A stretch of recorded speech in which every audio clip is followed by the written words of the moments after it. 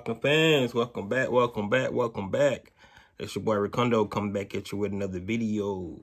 Like I said, I was going to come give you guys what I think about starting to the off season. I've been off for a while, trying to make sure I give you guys some good content moving forward. So I did a little homework based on the team, see where we're at as a team. Like I said last week, pretty much I gave you what I thought about this season. And so now we're going to start looking to the future, looking for 2022. So before we guys get into the video, guys, please subscribe to the channel. Please hit the notification bell so you guys know when I drop another video. Please hit the share button so my content can go out through the YouTube universe. And please hit the like button, guys. Let me know what you guys think about some of the content that I'll be bringing you guys over this off season. All right, so like I told you guys, I was going to go through position by position and look at the needs that these guys have moving forward and kind of try to figure out my opinion, what I think the Falcons going to do moving forward. They got a lot of decisions that they need to make. And just looking at the team, just start right off the bat, they only got 31 players signed right now. So that's really big. So to fill out a roster, you know, you need 80 players going into training camp, and you need 53 to make the 53-day roster.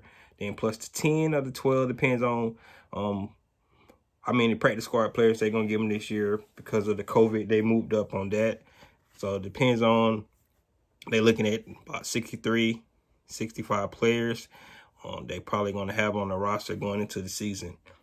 As you guys can recall, though, they made a lot of moves during the season, so the roster was fluid between their practice squad and those fringe players on the 53-man roster that the Falcons made throughout the season. So I tend to look at that, the way they're going to try to probably move this roster going into the 2022 season as well. So we just have to be mindful of the the last players that they do add on the back end of the 53-man roster to see those guys make some changes there. All right, so before we get into the position, and today I'm going to talk about offensive line. We know the offensive line has been an issue, all across the board. But let me go out by saying this, first of all, that we do have a lot of decisions to be made, especially with some of our contracts. We're looking at Matt Ryan contract. He still got this year, next year is on his contract. Right now, his cap hit is $48 million. And if they going to the season with that $48 million contract, I think they leave us about $13 million on the books. But if you looked at the interview that Terry Fontenot had with the Atlanta Falcons on AtlantaFalcons.com, he mentioned that $13 million is really not what you have, because you got to be able to manage your salary cap throughout the entire season. So you can't just spend the whole $13 million on players. So I imagine that's probably more like $10 million, because you probably want to have like $3 million going into the season, to start the season, in case of injuries or something like that, of any roster moves you need to make. So probably $10 million that they probably going to start off with. And that's, like I said, you only got 31 players on the roster. So they're going to have to make some decisions on some players. We got Deion Jones' contract, Grady Jarrett, he's going to get an extension, like I said. They're going to extend Matt Ryan. We just have to figure out what they're going to do about that. Are they going to roll with that $48 million hit? Or are they going to cut Matt Ryan? They cut him pre-June 1. It's going to be a $40 million hit on the cap. So that's dead cap money that we can't get back, $40 million. If they cut him after post-June 1 cut, it'll be, and then just go say cut our trade, because I don't think they would cut Matt Ryan. But if they were to trade Matt Ryan to be $40 million, they cut him or trade him post-June 1, it'll be like about 24, a little bit over 24 million. So either way, you're going to have cap hits. I can't see a team waiting on June 1st to actually trade for a player, especially a quarterback, that late. So I don't see them trading him after June 1st. If they was going to do a trade, it would have to be before June 1st, which means it'll be $40 million on the cap. So we're going to be playing a player $40 million that won't be on our roster for next season. If the Falcons are willing to do that, I think they're just saying that they might be punting on this season as well. That's not what I think. They're trying to actually build a team with a vision to move in the right direction. So, and utilize that salary cap to help them do that through the draft. So, also what I want to touch on is the fact that before we get in the draft, and a lot of people, start looking at the draft boards and everything, but the draft board really going to be dictated about what the Atlanta Falcons do in free agency. All right, Terry Fontenot mentioned that he was going to actually go out and try to fill a lot of the needs in free agency. That's usually what the best way to do it. You go out and fill your needs in free agency. Players that that already have them out there in NFL, you know what to expect from these guys. You kind of get an idea how you think they'll fit your vision for your team. So free agency is probably where you go get your needs. And then in the draft, you don't have to reach for needs, right? And that's where you get in trouble. That's what he mentioned, and I agree with that 100%. You don't want to reach for needs, because if you start reaching for needs, you're going to overvalue a player, and then you're going to pick him higher than he probably should go in the draft. So before we even talk about free agency, talk about the draft, we probably look at the free agency first. However, today I'm just talking about drafted players. We talk about the offensive line, so just keep that in mind. Some of these players that we might not even be thinking about offensive line if the Falcons decide to address some of the offensive line issues within free agency. All right, so let's go ahead and talk about the offensive line. So right now we only got 6 offensive linemen under contract. So you can already imagine, that that's going to be a position that they're going to address. Those 6 offensive linemen is Chris Lindstrom, Caleb Mcgary, Drew Dalman, Jalen Mayfield, Matt Hennessy, Jake Matthews. All those guys is either picked in the 1st, 2nd, 3rd, or the 4th round. You're looking at Drew Dalman. Drew Dalman may be, I think, yeah, he was picked in the 4th round. So if you're just looking at all those picks, you can see that Atlanta Falcons have invested a lot in the offensive line. However, for some reason, some of those hits have not actually gone the way that we like. True enough, we got Jalen Mayfield. They just drafted. He's a rookie. He played the entire season, aside for the last game of the season. So he had a lot of growing, playing ups and downs. You can see the improvements that he made throughout the season. So the question is, do Arthur Smith and Terry Fontenot feel that Jalen Mayfield is going to take that jump from year 1 to year 2, like they say a lot of players do? If so, we might have our left guard. We might have the left guard already on the roster because they're anticipating him to make that jump from year 1 to year 2. And then we can actually plug him in right beside Jake Matthews, and then we have our left guard. Matt Hennessy. Matt Hennessy is going into his 3rd season. His 1st season, he probably played like 3 games. So really, this is pretty much his full season that he had, 17 games. Once again, he was up and down as well. So it depends on what the coaching staff and Terry Fontenot and his team feel that Matt Hennessy, the trajectory that they think he's going to grow from year 2 to year 3. So if that's the case, maybe we don't have an issue for us starting at our guard, our left guard, and our center spot as we thought. All right. Personally, I don't know if I'm sold on those positions. Like I said, you only got 6 players, so they're going to pick players anyway. All right. The last position that I really want to talk about is our right tackle position. Caleb Mcgary. Caleb Mcgary's been here long enough. I think we know what we got out of Caleb Mcgary. I think he's a great run blocker. I think his pass blocking has been very, very sporadic throughout the years he's been here. I think he works better against non-speed rushers, but if you put a speed rusher out there, I think they're going to get past him. And then some of the times he get bull rush because of his foot placement and technique that he uses. So bigger speed rushers like Cam Jordan can overman him as well. So I'm not sold on Caleb Mcgary. I think he's been here long enough. I think he can play a good depth piece because they only got 6 offensive linemen. I don't see them moving away from Caleb Mcgary, but I don't see them I don't see the Falcons looking at Caleb Mcgary and thinking that he's the right tackle that we need for the future. I think he's a good depth piece. If somebody get hurt, you can still groom him. Maybe you can use him later on in a trade package or something like that, but I will be looking for a right tackle.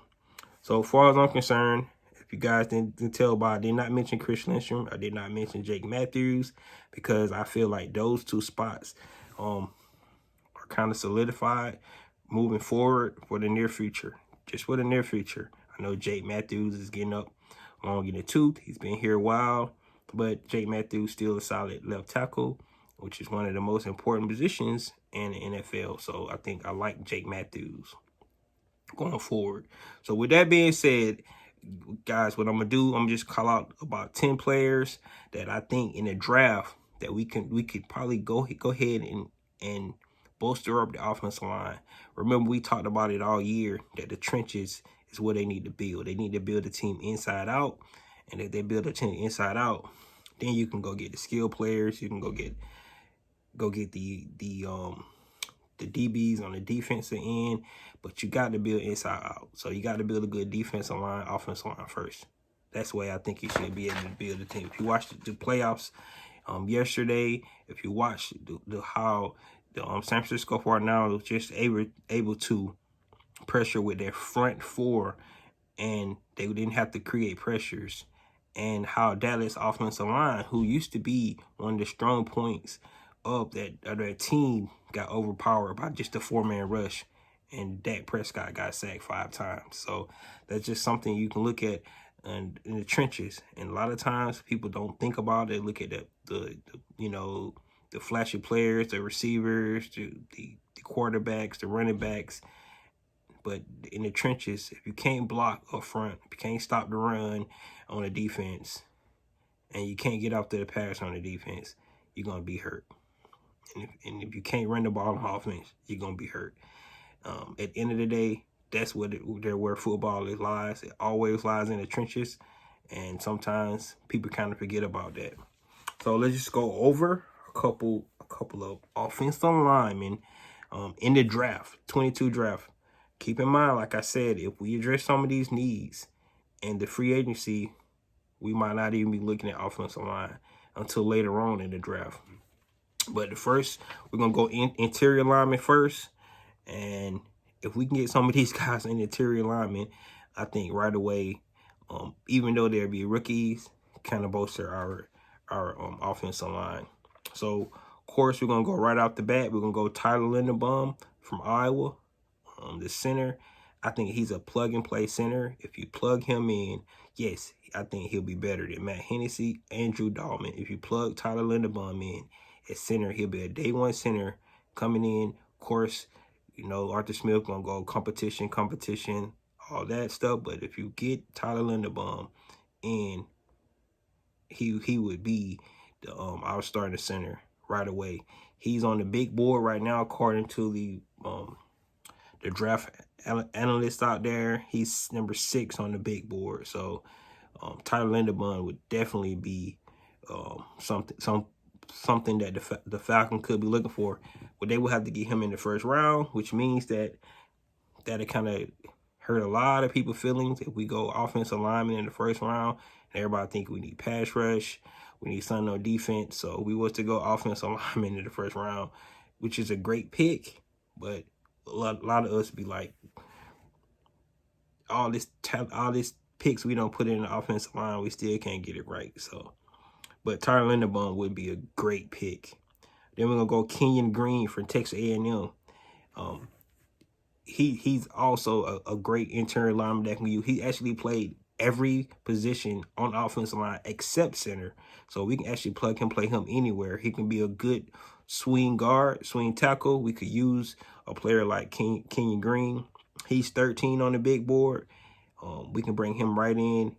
I think he could be, like I said, he can be definitely in competition with Caleb Mcgary. Could be in position for Jalen Mayfield.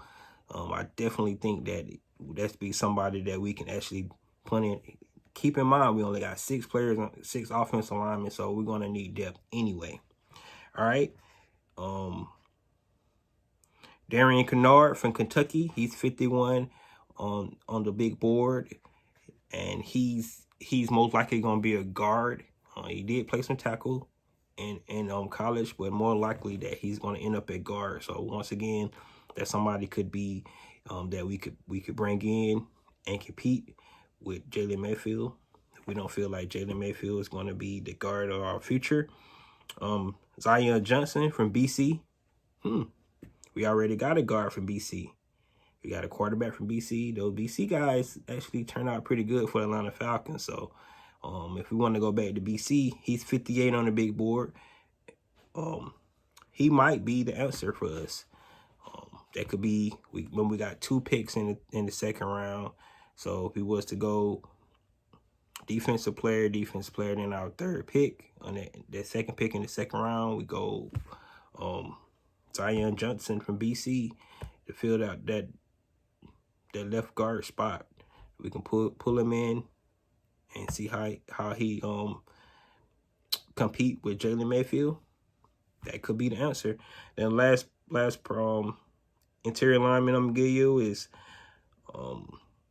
Dovon West from Arizona State. He's 80 on the big board. He can actually play center or guard. So we can actually go. So those are the 5 interior linemen that I think that the Falcons could be looking at in the draft based on today. And that's if they don't address some of these needs within the free agency. Like, I think they will address some needs in free agency. All right, let's go to the tackles. And I love the tackles because we can look at the tackles. We can pick a tackle to replace Jake Matthews coming up in the future. We can pick that tackle. He can be a start off at right tackle and then move over to left tackle when Jake Matthews leaves. So I love looking at the tackles. The tackle's always one of the biggest positions that you got to fill. Left tackle, most teams, because you got right-handed quarterbacks. But all right, so we're going to go right off the bat, Evan Neal. Everybody knows who Evan Neal is from Alabama. 6'7", 350 pounds. Elite tackle. Definitely be a plug and play. Like I said, you can plug him in on the right side and keep Jake Matthews on the left side. You can plug him in the left side and see, can we move Jake Matthews to the right side? Either way, if you get Evan Neal, you have somebody that will be with your franchise for a while. And definitely, if we're picking him at number 8. Or we might have to move up to even pick Evan Neal, because right now they have Evan Neal on the big board number 5. So he could be the number 1 pick going off the board. So just think about somebody like Evan Neal. Charles Cross from Mississippi State. He's number 9 on the big board. Another tackle that we could actually lose. Like, when I'm looking at these tackles, I try to look at the swing tackles. Somebody that plays Caleb Mcgary, compete with Caleb Mcgary. Caleb Mcgary is a big dude, but for some reason, his technique still has not translated into what we need to see on a consistent basis. So that's why I'm talking about Caleb Mcgary. Ikem Iwanu from NC State. He's number 10 on the big board, and he has elite run blocking. Just like Caleb Mcgary, if you think about it. Caleb Mcgary is an elite run blocker. He fires off the ball. I love the way Caleb Mcgary run blocks. but his pass protection is a lot to be desired there. So we definitely need maybe this could be the year for Caleb Mcgary. We just have to see. But Ikem Equinu, I guess I'm saying that right. I'm not sure. Everybody knows I'm talking about NC State. He's a elite run blocker from NC State. We can put him in, and Arthur Smith want to run the ball. Jake Matthews, Jalen Mayfield is a great run blocker as well. Chris Lindstrom is a technician. And then if we get Matt Hennessy to start being that center that we want him to be, or Drew Dahlman, competition there. Drew Dahlman probably need to put on some muscle to be able to move. But either one of those centers, we can be able to run the ball like we want to. Bernard Raymond from Central Michigan. He's number 30 on the big board. Another big guy that we can plug and play and maybe be one of our swing tackles to create the depth. And then last is Trevor Penny from Northern Iowa, number 34 on the big board. So you guys, those are a couple of guys that that I think if the Falcons decide not to go ahead and address some of the needs that from the offensive line standpoint, like I said, they only got 6 offensive linemen under the contract, so definitely they're going to actually add some depth pieces there, or maybe some starters there, either in free agency or the draft. The names I gave you today, which is based off the draft board as of right now, the big board that's out there. I'll go back over those names again. For interior linemen, Tyler Linderbaum, Kenyon Green, Darien Canard, Zion Johnson, and Dobon West. Those are interior linemen. Outside linemen, our tackles be Evan Neal, Charles Cross, Ikem Equinu, Bernard Raymond, and Trevor Penning. Those are our outside linemen. So we got the interior lineman, outside lineman. You guys let me know what you think the Falcons are going to do. Do you think they believe that our interior lineman that we currently have on the roster is what we need based off this year? Keep in mind that Matt Ryan was the most hit quarterback with 130 hits, total hits this year. He was the most hit quarterback. He wasn't sacked that many times. He was only sacked 40 times. I think that's a testament to Matt Ryan getting rid of the ball and being a little elusive, which people really don't think he's that elusive. But when you think about somebody being elusive, it's about pocket presence and being able to have that clock in your head to get rid of the ball and evade some of the pass rush that's coming at you. So Matt Ryan is very elusive at doing that and get rid of the ball. So, but he was sacked 40 times this year, which that's too many sacks. But he was hit 130 times. So we got to do better. We got to protect the quarterback, especially if they're going to decide to keep Matt Ryan. And we got to be able to run the ball. So based off what I seen this year, and it's just my opinion, unless these guys show drastic improvement coming into the season, the Jalen Mayfields, to Matt Hennessy's, to Caleb Mcgary, the Atlanta Falcons definitely need to make a change. Need to bring in more guys to provide that competition to the offensive line. One of their major positions that people really don't think about is the center position. So, and this is a hot take. If Tyler Linderbaum is center number 8 when the Falcons get the pick, they probably should pick Tyler Linderbaum. And I know it's going to be a lot of defensive players out there that they probably should take as well, but passing up on a plug-and-play center from day one in to your offensive line would be huge for the Atlanta Falcons.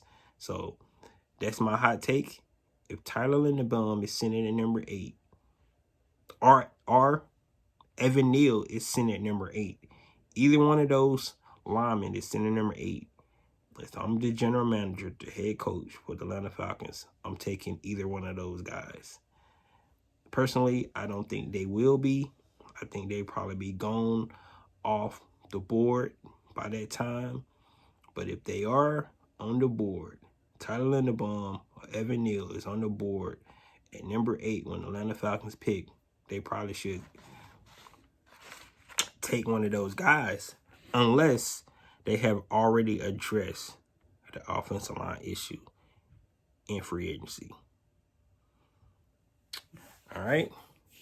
So the last thing I'm gonna talk about is that the trade rumor that's out there from Calvin Ridley. Of course, we haven't heard anything from Calvin Ridley team. We haven't heard anything from the Atlanta Falcons. It's been just word going out from various outlets talking about Calvin Ridley. My opinion, if they could trade Calvin Ridley for a second or third round pick, they probably should do that if he does not want to be here anymore. It's wishful thinking to say a first round pick. You see, we have seen crazier things happen in the draft, but if they can get a first round pick for Calvin Ridley, that would be even better. But if Calvin Ridley does not want to be here, I definitely feel that the Falcons could be able to go ahead and get at least a second or third round pick for him. Use those picks. Remember, they already got a second round pick from Tennessee. So if they can use those picks to package a pick to move back into the first round, maybe to grab another pass rusher, maybe, or another cornerback, cover corner, another receiver to replace Calvin Ridley, something like that. But we need to definitely look at the options to see what we can get for Calvin Ridley if Calvin Ridley does not want to be here. Personally, I wish he'd come back. I think we need him because he's a very talented receiver, and if his head's going to be on right, he's able to exercise the things that he had to exercise this year. He comes back because remember, guys, he was one of our captains on the team. So we definitely need to have somebody that, especially a captain, be on the team, be here for the team, to lead us through when we're going through those hard times during the season, during the game. Somebody that we need to make that's going to step up for us. So that's my thoughts on Calvin Ridley. Like I said, until we actually hear something from his camp or from the Falcons organization about Calvin Ridley, I assume he's going to be back. A lot of people thinking that he's probably going to be gone. But if that's the case, because he want to be gone, that's fine. Definitely want players that want to be here with this team moving forward. And that's all I have. So the next video is going to be on the defensive line. We'll talk about defensive line. And like I said, I'm not going to really talk about free agencies yet. I'm just going to talk about the draft and the big board going on with the draft picks right now. And then I'll circle back around when we get closer to free agents about some of the free agents that the Falcons might get. But it's so early into the season. Right now, I'm just going to look at the look at the draft picks and see based off the big board and based where I think the Falcons need to fill some holes, my opinion on where they should go. So with that, guys, that's all I have. Like I said, you'll be hearing me come back and go position by position every week. Not every week, because it's probably going to be more than one video a week now because it's the off season. We not want to get to all the positions. I have a lot of stuff to talk about, and I want to hear from you guys. Please put comments in. Let me know what you guys think about where I stand with offensive line, and let me know what you think about offensive line. And that's all I have. So this your boy Ricondo coming back at you with another video. Peace.